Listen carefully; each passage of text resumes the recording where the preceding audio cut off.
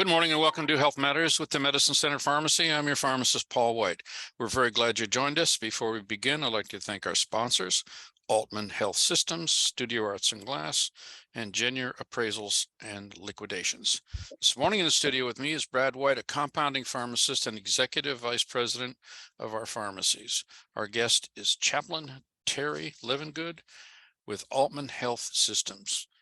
Chaplain Terry has completed his clinical pastor education at St. Vincent's Charity Hospital in Cleveland, his Master of Theology at Walsh University, and he is a certified Thanatologist. Now, I don't know what that is, so you're going to have to tell us in a moment. Good morning, Terry. Welcome to the show. Good morning, Brad and Paul. My privilege to be here with you once again. I think it's been around years ago, so it's great to share with you again today. So I'm honored. Well, welcome. People who are suffering or nearing the end of life often have spiritual needs as compelling as their physical concerns.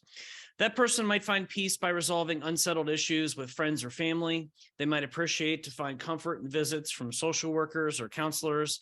And many people find solace in their faith. In addition, friends and family members of the person who are suffering often find themselves wondering what to do and how to help while coping with their own feelings. Today, Chaplain Terry is going to be with us to help us discuss compassionate journey and share his insights for those of us who are either faced with the journey ourselves or are journeying with a friend or loved one. So, Terry, welcome back to the show. You've been on before. Please take a few minutes to introduce yourself to our audience, and please explain what a Thanatologist is and what that certification represents. Sure, happy to do that. I'm a native of Canton. Actually, I was born here in Aultman Hospital many years ago. Wow. And so I will be here 17 years in February as a chaplain, lead chaplain, and it's my privilege to be part of this great effort that we have here at Aultman. At Aultman, we know that it's not just the physical needs of the patient, but the whole person that we want to focus on, physically, emotionally, and spiritually. So those are, meeting the needs of the whole person is imperative. As far as I'd love to tell you about my Thanatology certification. Thanatos in the Greek is death and dying. So I'm certified and with the death and dying through ADEC, Association of Death and Education Counseling. And so I'm honored to have that certification just to help assist with all that we do here at the hospital. So, Terry, explain to our listeners how we journey with a suffering person. That's a good question, Paul. It's easier said than done. First of all, I know we've come a long way in the healthcare setting. One of my favorite movies to watch is Robin Williams and Patch Adams. And I think it shows how in the early 70s, things were a little different in the healthcare setting. It was more of a sterile environment. I know hospice didn't start until the late 60s. And we've been dying a long time, but it started in England with Mrs. Sanders. But we've come a long way. There's some horror stories that we know as far as what happened years ago. My former colleague and friend doesn't mind me telling this story, but her 4-year-old brother was dying, actively dying, 1970 up in Cleveland. And it came time for visiting hours to be over. All of them, mom, dad, all of them were ordered or forced to leave, go to the hotel where their loved one, this little 4-year-old, died by himself. I think none of our listeners would put up with that now. I would take the IVs out, I would do whatever and go let him die in my arms in the parking lot. I know years ago I had an employee, I prefaced that she was Employee of the Year not too long ago, another one of my colleagues here at Aultman, and a man was in his early 40s actively dying. And he was not allowed to have his 12-year-old and 13-year-old son to say goodbye. And, he went, he was there and this nurse knew that. She stuck him in a cart, covered the cart up and took him in and said their goodbyes. And it's just that's how it was. And I'm not saying that critically of the healthcare system that was back there, But we've come a long way. Thankfully, we've come a long way. We've been through a lot with COVID. It was a war zone. In fact, I sort of had some PTSD yesterday as I went back into the medical intensive care unit. And I saw 3 rooms in isolation with COVID, and you have a big old red plus sign indicating that the IV poles are hanging outside by the door with the long tubes going to the patients. So it's easier to administer the IVs. But I just left the room of a patient standing at a sealed door of one of our patients there, and the family, I wanted me to have prayer with them. And so, everybody comes to the table and, you ask the question, how do we journey with the suffering person? Everyone's different. Everyone has their own lives and dislikes, and some are dysfunctional. And so when we come to them, we have to look at each person differently.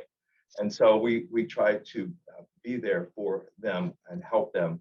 It's no longer the patient on our oncology floor, just referred to as the patient in room 52, or the depressed teenager after having scars from attempts of cutting or suicidal attempts. But it's more than just one more pill. It's meeting them and talking to them and hearing their story and hopefully helping them to connect. Whatever the suffering may be, it's imperative to meet the suffering person where they are, regardless of their faith, situation, or belief systems. And so that's how I try. I don't know if that's answering your question, Paul, but we try to meet their needs where they are. Interesting. So how do you help a patient and family members connect during the last few months or weeks of their journey? Elizabeth Kubler-Ross had the 5 stages of grief, and sadness, denial, acceptance. And you go into a room with maybe 5 family members there. You have the family member maybe in the corner there and angry. You might have the patient really accepting it all, and the wife, no, you're a fighter. You've got to do this. And so, we try to hear their story.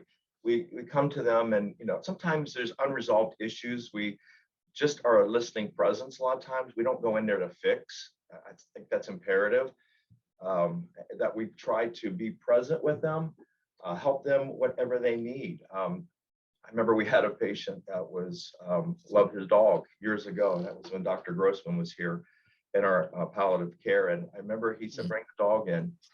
And he carried the dog into the room, and the dog went up and licked his owner, his dad, I guess, and the patient took his last breath at that time. So it might be, they're holding on for a wedding, and it might be, another way. I've done this in the past. Maybe a horrible car wreck. The wife's funeral's happening that day, and they ask, me to be present with the husband and our patient. And sometimes we just have our own little funeral service there, just the 2 of us or 3, however many people are in the room with them. So I say all that because there's so many different ways, and you just have to have a feeler out there to see what they need and how they can be helped and assisted at this time. So, Wow.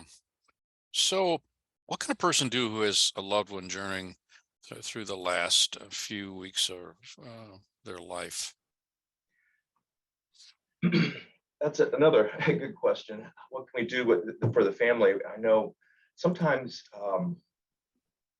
they don't want to even mention the D word.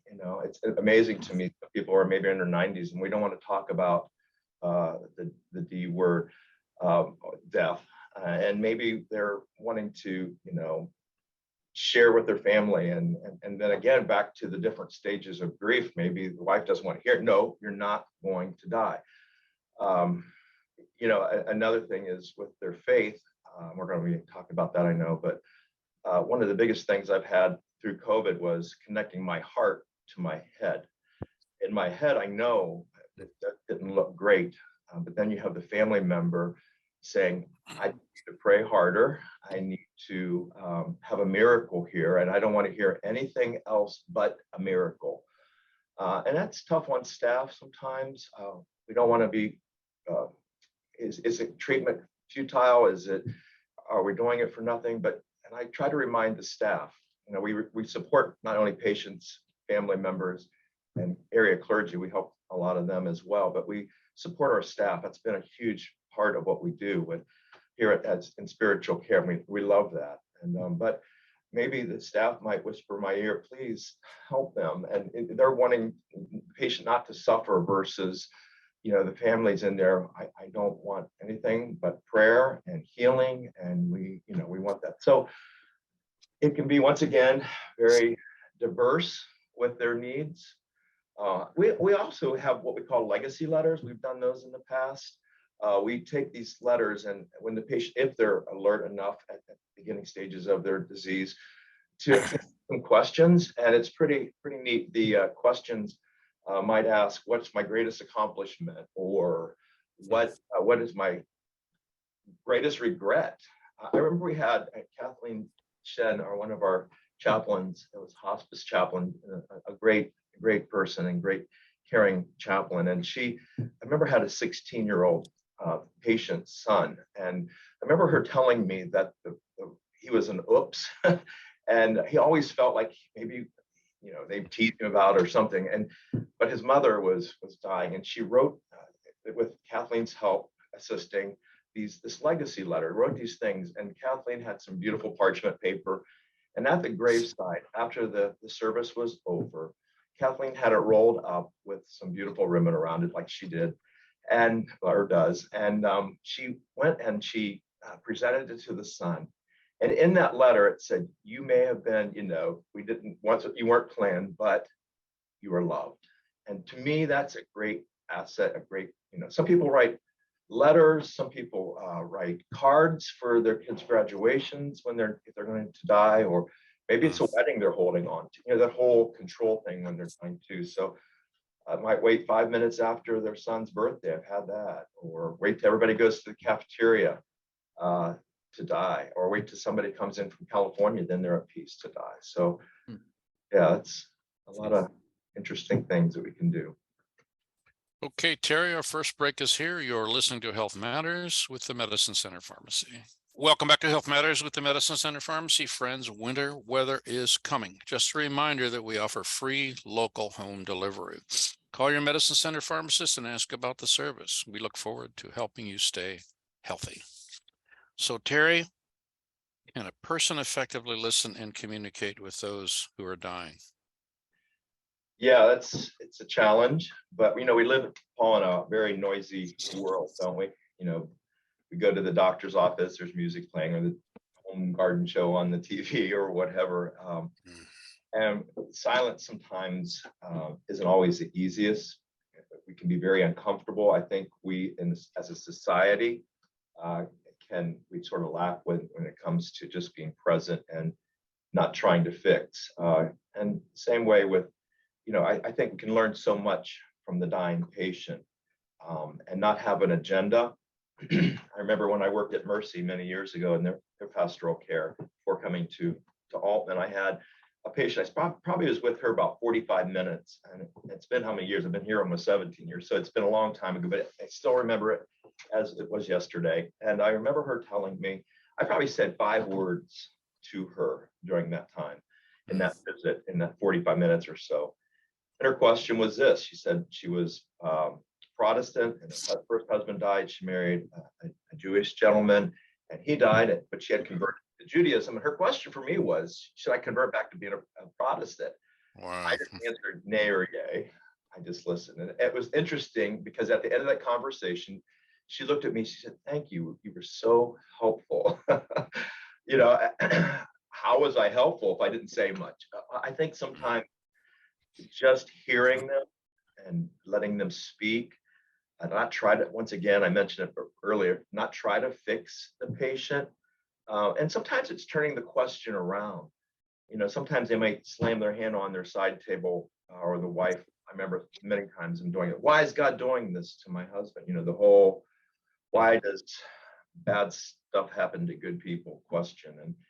And a lot of times I don't have the answer. I used to teach in the college here at Aultman, and one of my classes I taught was world religion or spiritual care. And one of the assignments was to create for the students to create a spiritual assessment tool, a little acronym that had, maybe it spelled out heart or whatever, love or whatever, and each letter meant for them to go in. And we went into the simulation lab here at the college, and I'm on the ethics committee here as well, and deal with ethical consults and dilemmas that we face, and there can be many, and as you can imagine.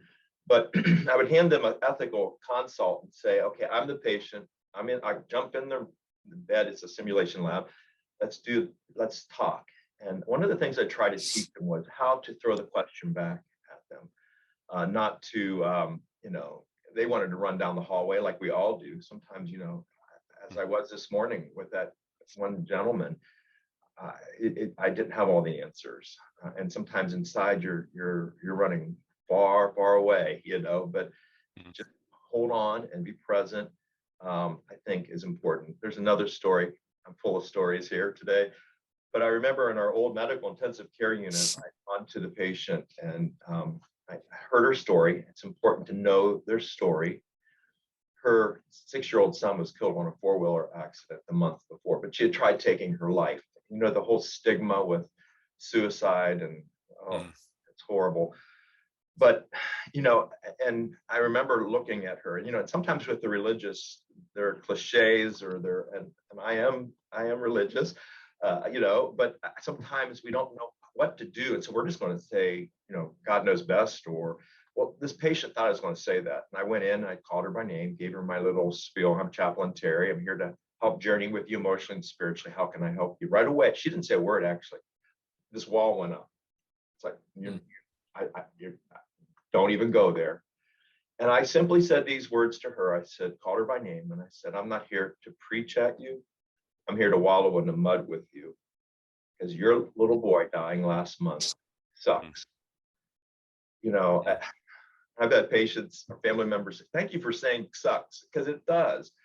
Sunday I was called in, I was on call. We take shifts of on call. 4 of us take a week at a time in the evenings and the weekends for emergent needs. And I have I always try to, I benchmark with my colleague. We have 4 of us, Chaplain Joe Camper, Chaplain Jamie Gump, and 5, actually, Kathleen, who's casual, and Daryl Mace, who spoke well last week with you. But we try to benchmark, how can we help support each other? Did I say the right things? So I said this to the daughter of a 54-year-old that was dying, that I was called in to pray on Sunday. And I said, this is such a sacred moment that you're in, and I would encourage you to share your heart. She said, I don't know what's so sacred about this. I'm like, oh, wow. I love honesty like that. And I'm like, good point. It does suck. She said, yeah, it does suck. And I just simply said, I see the tears. I see you sharing your heart. That's what I mean by sacred moment. So anyway, yeah. Okay. What's your definition of faith? Well, to me, faith is believing in something, even though you cannot see or touch. I believe that everyone is spiritual, not necessarily religious. Many times they go hand in hand. Spirituality can mean what gives you meaning, what gives you hope. I'm a grandpa, I'm a pappy, and we drove last night 4 hours round trip to watch our granddaughter for 1 hour sing in their Christmas program down in Columbus. What you do, they're my life, our lives. But I believe that everyone is spiritual, and everybody, a lot of times, like I said, it could be your dog, it could be your family, it could be your job, your caring, whatever it is. But faith is believing. Some would say the opposite of faith is maybe doubt. I was talking to Chaplain Jamie. We had a good talk yesterday about this question. He said others would say it's certainty. Faith is believing. I don't see. I know there's $1 million. I've never seen $1 million altogether, but I believe there is $1 million. So it's interesting. Okay. Is there a difference between healing and faith? Yeah, that another interesting thought here. We have, I alluded that some family members are really beating themselves up. If I just pray harder, my husband wouldn't be sick. And that just pulls my heartstrings, Paul and Brad. We have modern technology. Sometimes in my prayer, when they ask for a miracle, and I told you sometimes staff are like, oh, they're needing a miracle, but will it happen? And are we being cruel to this patient by are we playing God either way? Taking a person off before it's time, or the family might think it's time, or keeping them on too long. But healing means to me being made whole, and it can be through modern technology. But when I pray and I ask for a miracle or for healing, I'm indicating to them by saying the very fact that we need a miracle, that it's a tough situation going on here. And I remember I had a 17-year-old that died a year ago, was in a car crash, and I was with him throughout the night, and they were bagging this 17-year-old for 4 hours straight. And mom looked at me with all the healthcare staff around, doctors in there. Chaplain, what should we do? And maybe deer in the headlights. I just said, that's a decision you have to come up with. And a little later, I said this, when we prayed for God's will. And I said simply this: I think we have the answer before us, because he's not going to be able to make it. And you have your answer right there. And so they made him comfortable, as we do. We have such a caring team. We did a debriefing session next day, and our one doctor just sat there and cried and apologized. I said, no. I think if we harden our hearts, and that's when we need to get out of this profession. So. Very interesting. Wow. I think we're pretty close to the bottom of the hour, aren't we, Brad, here? Yep. So why don't we take the break now for the news and the weather. Thanks for joining us this morning on Health Matters with the Medicine Center Pharmacy. You are listening to Health Matters with the Medicine Center Pharmacy. I'm your host and pharmacist, Paul White. This morning, Brad and I are talking with Terry Livengood, hospital chaplain with Aultman Health Systems. We have a lot more to cover this morning, so let's get back to the show. All right, Terry, I wondered if you could comment on the diverse age of people you see, and are you seeing any generational differences in faith and prayer practices? Oh, yeah, I would say, and I mentioned that to my colleague yesterday, and I asked his thought on that. And definitely, I would say there is. Once again, COVID caused everything to shut down, as we know. And I think some maybe are continuing to not go back to church. I know there's probably, I think we have about 600 churches in our radius of our hospital here that we try to support and do clergy breakfast. In the past, we've done that, or Strength for the Journey, and different things that we've done. But I definitely believe there is a difference. Some do not go. I remember a study years ago, actually in Stark County, that said 51% of people living in Stark County had a religious denomination preference, and about half of that attended church. I would imagine, I don't know, but it could be down from that, even more so. But death and illness is no respecter of the young and old. It comes to all ages, doesn't it? And many times illness has a way of causing us to reflect on the meaning of life. And with that, why are we here? Why is this happening to me?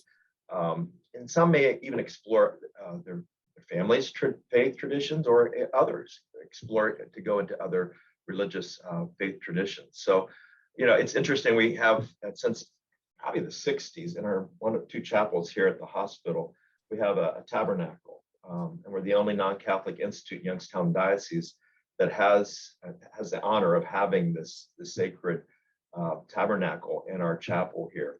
And with that, for our Catholic population, that means God's presence is here. And we have Eucharistic ministers that take the host around, that assist our priests.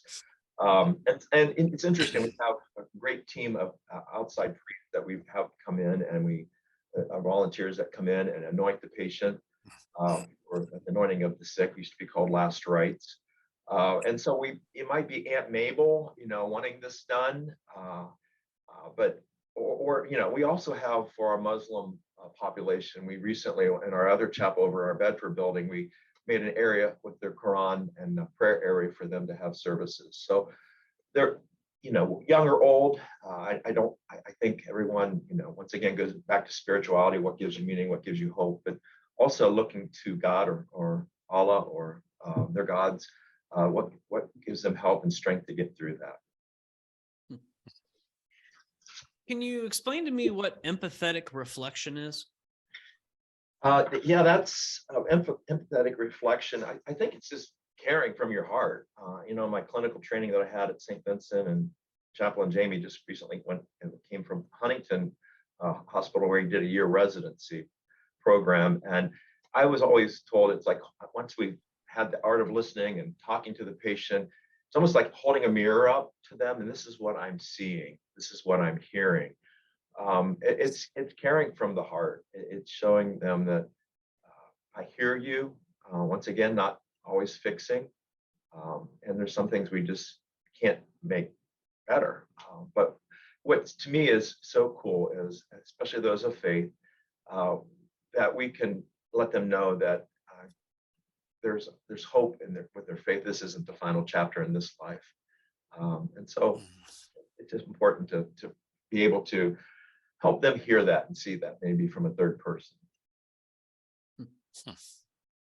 When you're faced with a situation where you've got a loved one that's, going through a difficult time, or maybe there's a time where the end is in sight, can you give us any advice on maybe what we should say or shouldn't say? I think we've all had that experience where we've been with someone and they say something and you think, I can't believe they just said that. But I know we all deal with things in a different way. So I guess I wondered if you had any comments on being in that moment and thinking about what's going through your mind.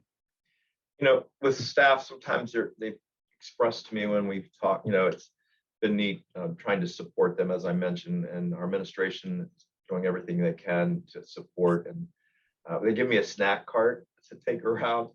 And, it's just, chips or cookies or candy or whatever. And it's interesting because when I give them a chip, sometimes I've seen them just start crying because it opens the door for me to say, okay, how are you? Mhm. I had a seasoned nurse not too long ago down in our ER. Since July 4th, we've had some horrific infant deaths. It's just beyond knowing how that they keep the team's wonderful down there in our hospital, and or in NICU and labor and delivery. We have sometimes when it's happy up there, it's happy, but when it's sad, it's really sad. But I remember Jamie and I, we have what we call a code lavender team, and I'm going to express more on that, what we do with that. But after that, I went out to the floor. We said, okay, who's been impacted by this stuff? We want to put our prayers to action and go out and to talk to them. And I remember this seasoned nurse, she's a teacher actually with Stark State, and she had her student next to her. We went out and I said, how are you doing? Oh, I'm fine. And we just stood there. Okay, are you? And the tears came.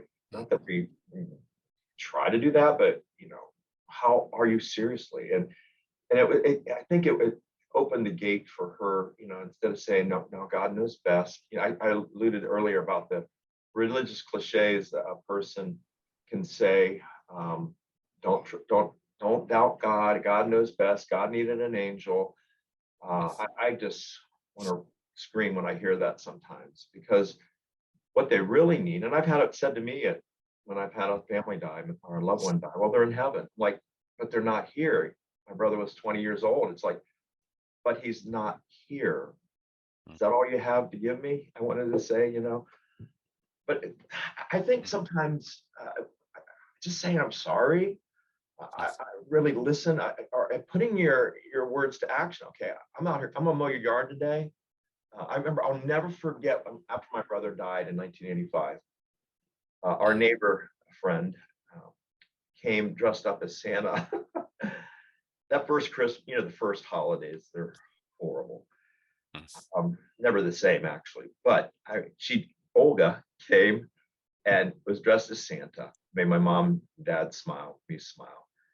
Did it bring my brother back? No, but what does it do? It showed us that someone cared and they connected and they were reaching out to us. So yeah, don't don't fix, just do, be present. I think would be the best advice.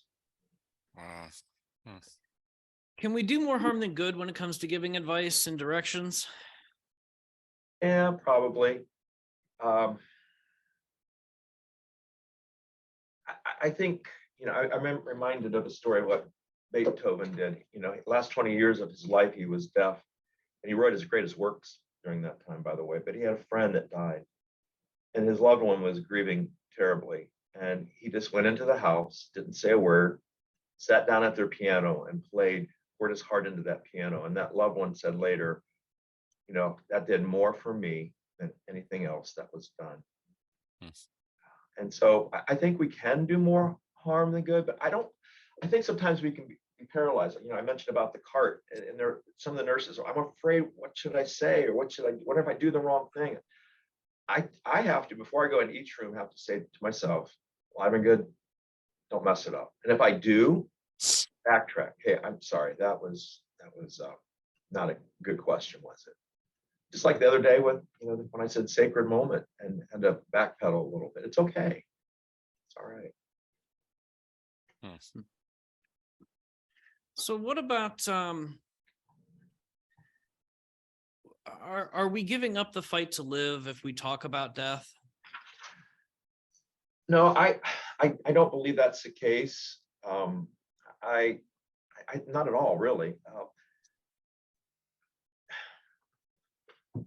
It's interesting to us that the control a person has over their dying process. I alluded to that, whether they go to the cafeteria or they'll wait for a family member to come in from California, or their goal is to, I want to fight this, and I'm going to do all I can. But I would just caution us to see that where the patient is in terms of his dying, where are they with that stage? And it can change daily. It could change moment by moment. But we're really, I think, not giving up the fight, but I think we're assisting them to help in that situation where they are. Wow. Well, I'm thinking about too how overwhelming a moment like that can be, because I don't know, I'm the planner. Okay. So I'm thinking if you're dealing with a situation at someone's end of life, you're going to have legal issues. You're going to have planning issues. You're going to have funerals to think about. How do you address all these overwhelming demands at a time that you really don't want to deal with any of that? Yeah, that's, the whole making sure your affairs are in order. One thing that we really are happy when a family member, a patient, can have their power of attorney, durable power of attorney for healthcare, or their living wills completed. This is really imperative, especially if you have some dysfunction in the family. I think it helps give control once again to the family, to the patient, and letting the family know this is my wishes. You can assign certain agents on that living will or power of attorney. You can do one or the other or both. The living will is basically saying, if I'm permanently unconscious and there's no hope of meaningful recovery, and two doctors agree, then to not put me on, and you can be specific with some of those requests in there, not on a feeding tube, don't keep me on a ventilator. And that causes some confusion when a patient has, the living will, and they put a patient on the ventilator. Well, he didn't want that. Well, sometimes just maybe to see where they are, to get a clear picture of their health situation. But the whole thing with next of kin, the next of kin, if they don't have these documents, would be, of course, wife, children. Then, if no wife, or he or she is not available, and then it could be other family members. And part of the problem we face with ethical consults is guardianship, or where is the family? They have to search and find family members. It might be a Joe or Jane Smith here at the hospital, and we don't know where they are. And we have a great team that researches and finds out where they are. But if say, for instance, if it's up to the kids and you have 4 of them, it has to be a majority.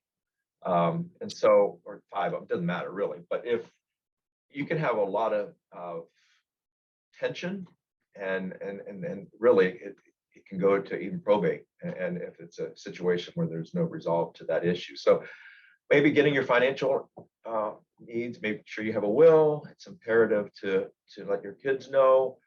I remember my daughter, who's a NICU nurse here at Aultman, when she was in nursing school, I deal with a lot of things, and I said, when I'm dying and when I'm dead, I just typed something out, and it was on the counter in our kitchen, and she started crying, "Daddy, what's the matter?" I just said, "Don't do this, do this. I want this," just simple things, really. I want my wishes to be known. And so I think it's imperative to verbalize that. But, when people do that, they think, well, I'm giving up. And in all reality, I'm just wanting clarification. And I'm doing this because I love you. So.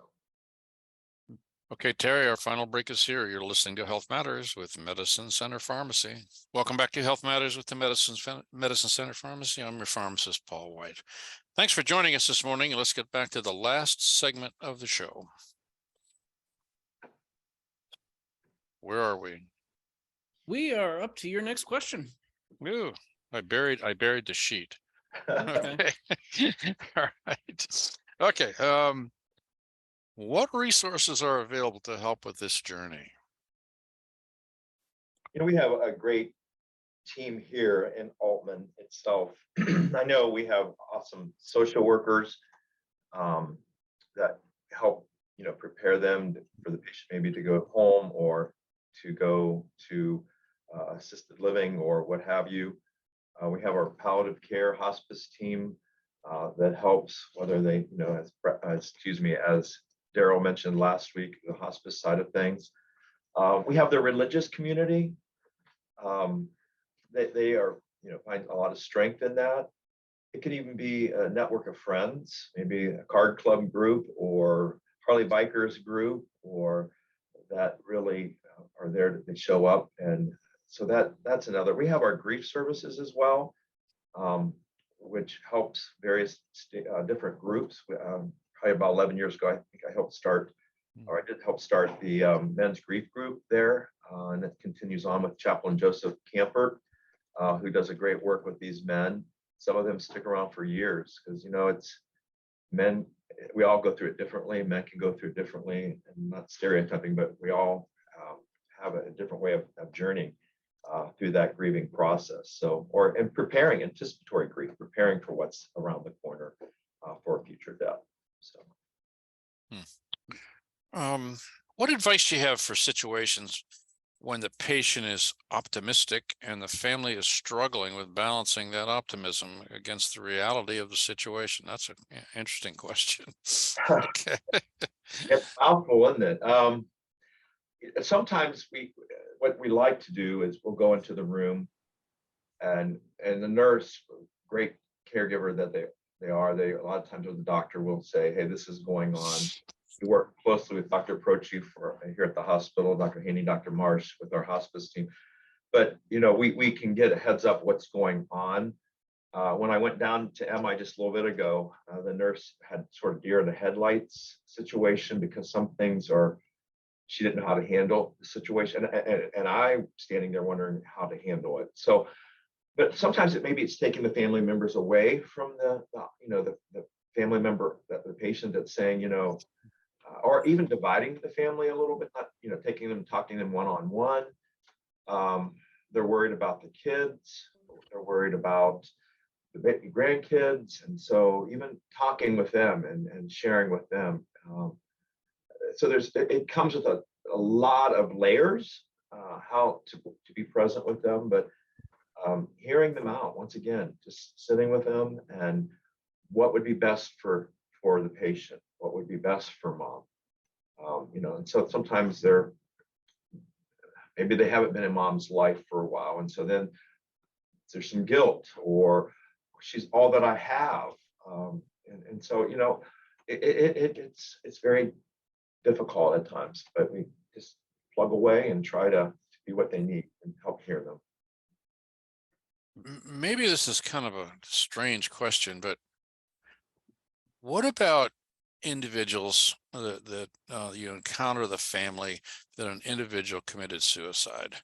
Is there any sort of difference in I don't know what to use a word. Is that consulting or working with the family or talking with the family compared to a health issue, which takes their life? It took their life.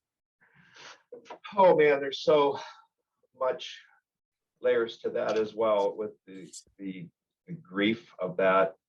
There, it can be angry, say it was selfish of those who, and I'm not saying that's the case, but that's where they are with that.